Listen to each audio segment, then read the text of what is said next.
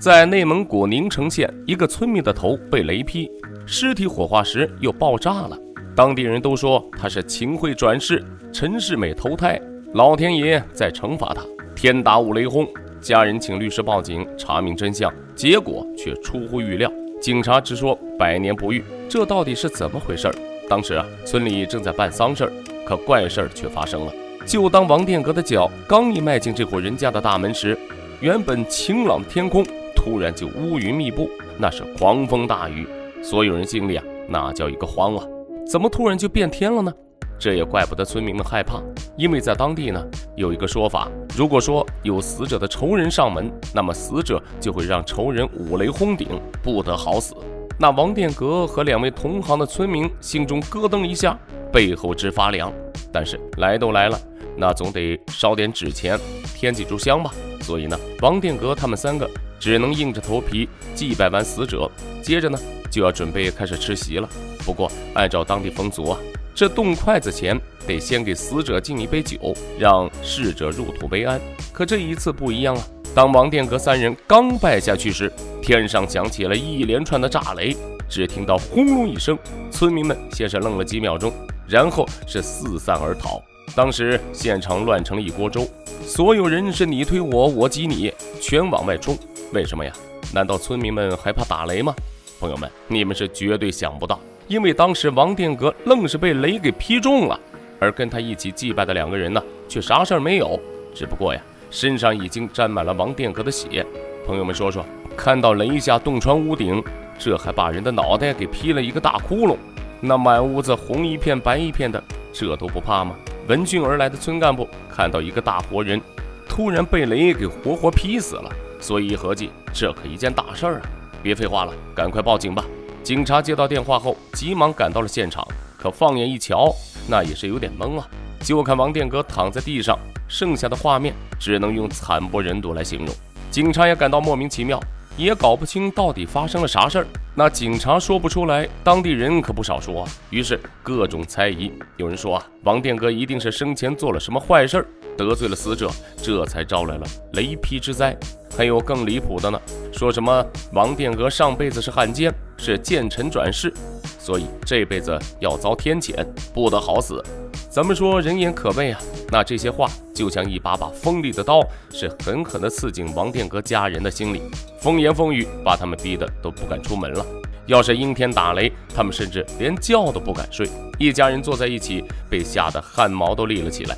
王家人委屈好好的一个人死得不明不白，现在还被人背后说闲话，可打碎了牙也只能往肚子里咽但更诡异的事还在后面呢。王家人他们紧接着把王殿阁的遗体送到了殡仪馆。那殡仪馆的工作人员先是看了介绍信和死亡证明，然后让王家人填写火化通知单，接着呢再验尸，在确定一切都没问题后，填写好火化单后，就把王殿阁尸体推进了火化炉。可是就当火化炉里的火烧起来没多久，让所有人都心惊肉跳的一幕发生了。王殿阁的尸体大约在20分钟左右的时候，工作人员突然听到轰的一声，跟爆炸了一样，同时看到这个火化炉的观察孔窜出一股黑烟，那往外扒回的10多公斤的炉门也掀起来。这一场爆炸让10多吨重的火化炉发生了剧烈的震动，当时在场的几个火化工都被吓了一跳。那有的工作了20多年的老员工都没遇到过这种怪事等尸体火化完，他们小心翼翼地往外扒骨灰的时候，眼前出现的情景又让他们吃了一惊。因为他们在亮灰台上发现骨灰里有一个大约有10公分长、3公分直径、一个桶状的金属。虽然往常也有人动过手术，体内有金属，但大多都是杆状和板状。工作人员还从没见过这么稀奇的东西，并且火葬场里发生的这场怪异爆炸，还有骨灰里出现神秘物体的邪乎事儿，使得王殿阁的死传的是更加玄乎。村里上了年纪的老人们都说王殿阁也许上辈子坏的流脓，那就是秦桧转世，陈世美投胎，连老天爷都想把他千刀万剐，挫骨扬灰，到死连渣子都不让他留。那一个个说的有模有样并且纷纷远离王家人。朋友们，你说这谁受得了所以在村子里抬不起头的王家人也想证明王殿阁清白，于是委托律师隋万起搞清楚王殿阁的死因和火化炉里的那场大爆炸的原因。隋万起刚接到这起案件的时候，他也怕呀，就连他的家人知道后也劝他不要接这个案子，毕竟这么毛骨悚然，是宁可信其有不可信其无啊。隋万起却没有放弃，多次壮着胆子走进宁城县殡仪馆的大门。他觉得整件事并没有那么简单，更不可能是什么所谓的老天爷的惩罚。王殿阁为什么会突然五雷轰顶死于非命？他死后的遗体为什么会在火化炉里发生大爆炸？这一连串的疑问背后，入手的关键极有可能就是从王殿阁骨灰里扒出来的金属。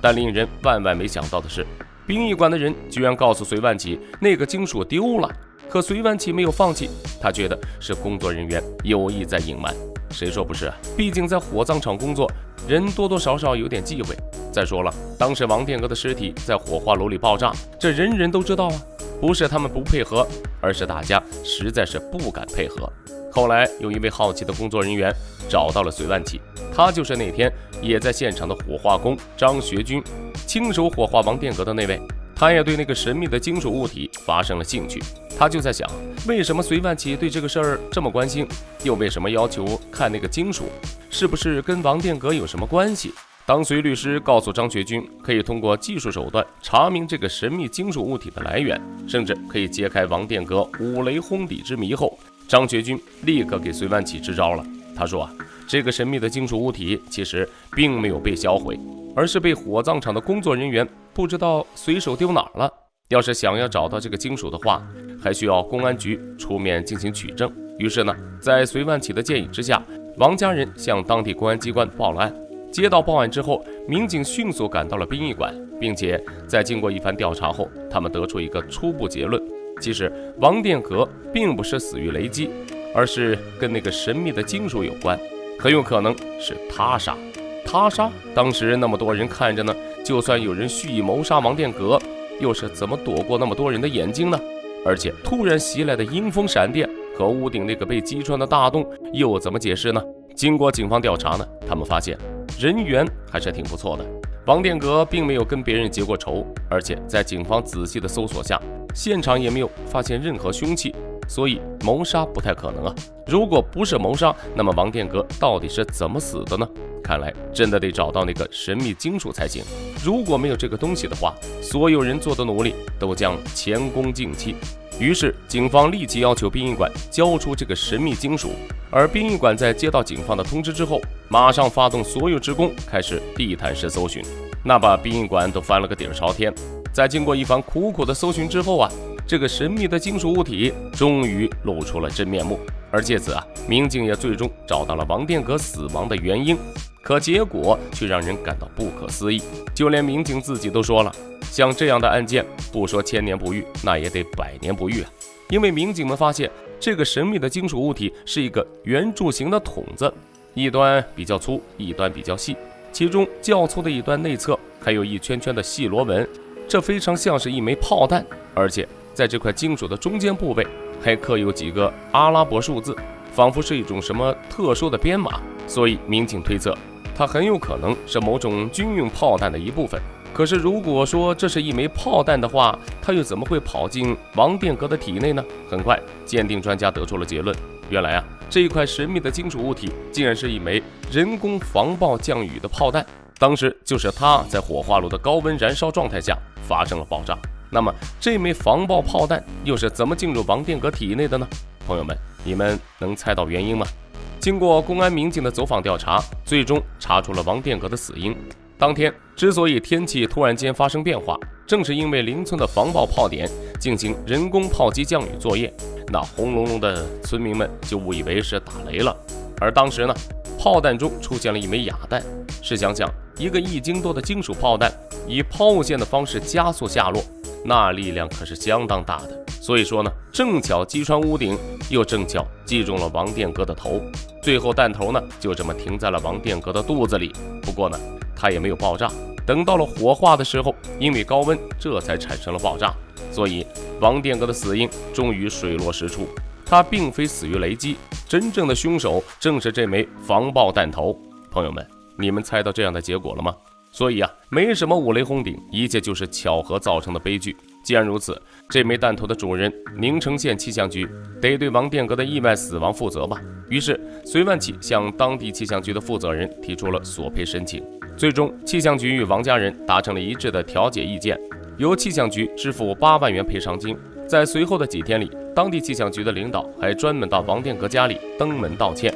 五雷轰顶的谣传也随之烟消云散了。王家人也终于得到了一些慰藉。朋友们，听到这个故事，你们是怎么想的？正所谓不巧不成书啊，所以有许多神秘现象，或许就是因为太多的巧合造成的。好了，咱们下期再见。